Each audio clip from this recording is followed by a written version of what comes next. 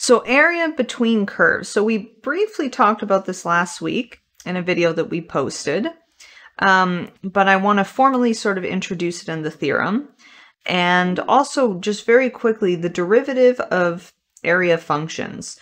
So remember that we said that if we're between a certain interval, let's just say a is less than b in this case, we can interpret the definite integral as the signed area bounded by the function and the x-axis between a to b. So what does that mean? So that means that if you have a function f that you draw out here, the signed area means that wherever you have your function, you want to shade in the region between your function and then the x-axis here. So for this particular function, this would be a negative sign area. This one would be positive, and then this part here would be negative. So just from looking at this picture, we have more green than we do blue. So if we were to add up this region, and this region, we would overall think of this as being a negative sign area. Okay, so some textbooks talk about it like this when you're first learning about integration. But the thing that's important that I want to review with you is that what happens if we have two different functions, let's say f and g, and then you're able to shade in a region in between them. How would you find the area of this purple part? Well, if the functions themselves intersect, you would want to know these points of intersection, but sometimes you're given a question where you don't care where they intersect. Say I'm only interested, between here, for example. But if you need to know the points of intersection, you would need to know those. And then if we were to integrate our f of x here in between this region, we would get this area. If I were to integrate g of x in that same region, I would get this area.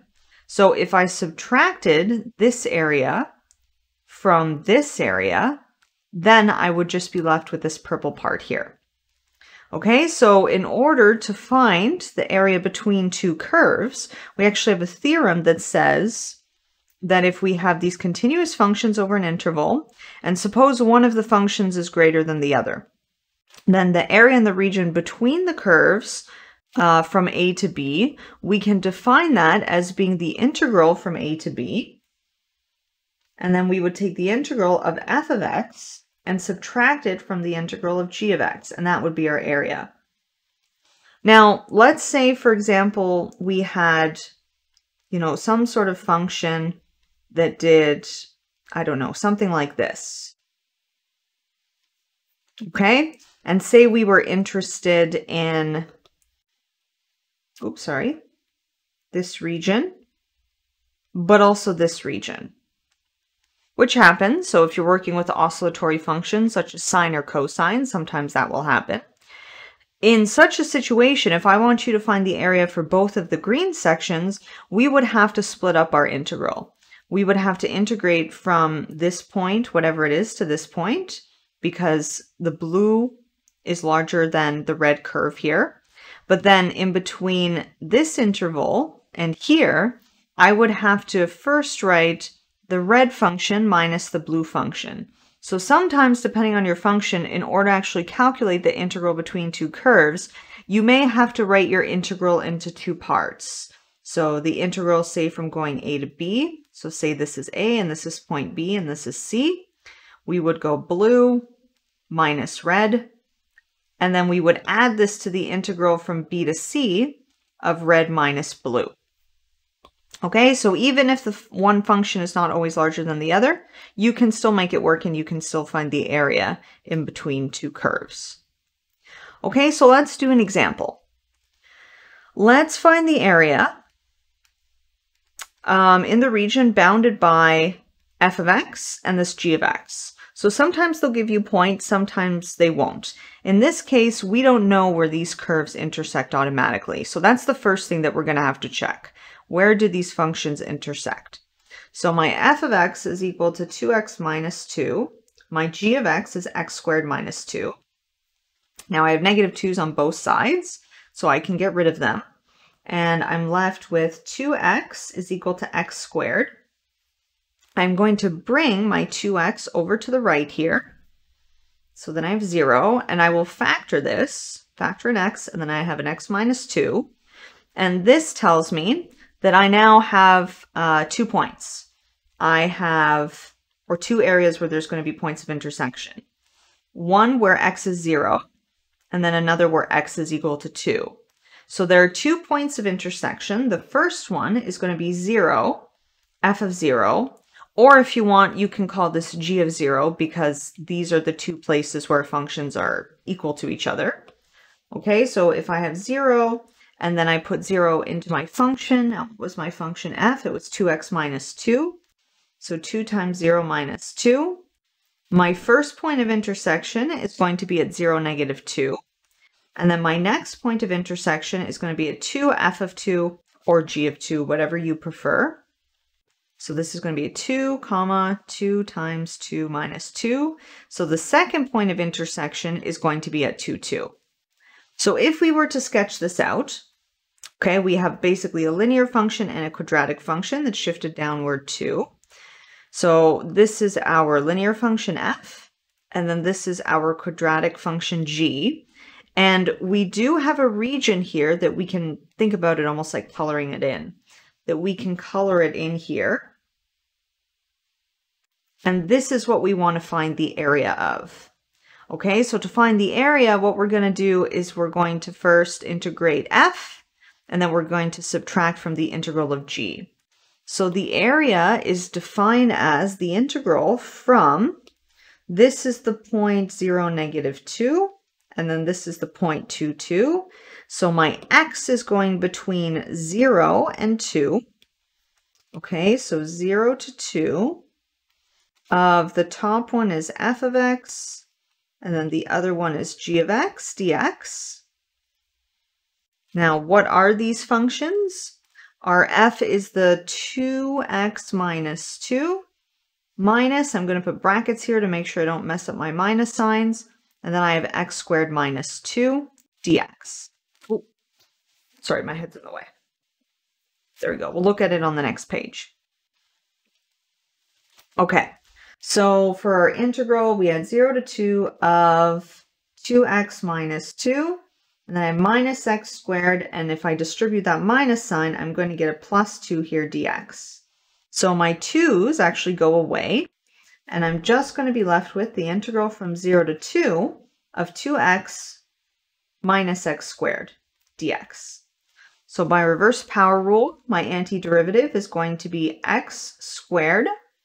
Okay, so because I would then have 2 over 2, so that would become 1.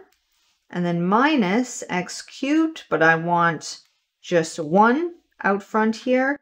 So I'm going to go 1 over 3. So when I differentiate, 3 will come down and it'll cancel out with this 3 right here. And because this is a definite integral, no c, I need to evaluate it at 2 and 0. Okay, so if I plug in 2 into my antiderivative right here, I am going to get 2 squared minus 1 over 3. 2 cubed.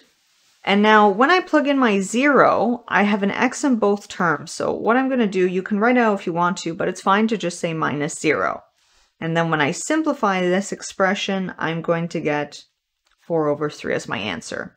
So the area of this purple part right here is 4 over 3 units.